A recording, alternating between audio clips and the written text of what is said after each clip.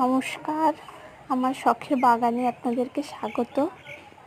এখন দেখছেন বেদানা বা আনার গাছ, যে গাছগুলোকে আমি আগেও দেখিয়েছি, তবে তখন তাতে ফল ছিল।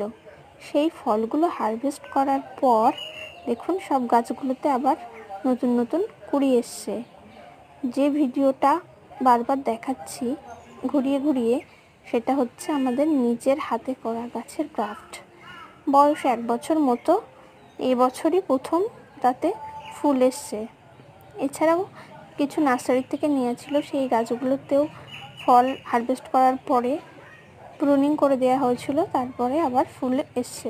কিছু কিছু ফল সেট হচ্ছে। সত্যি ছাদে আসলে অবাক লাগে, এত সুন্দর দৃশ্য মন ভরিয়ে দেয়। অনেক ব্যস্ততার মাঝেও যখন এদের কাছে আসি না,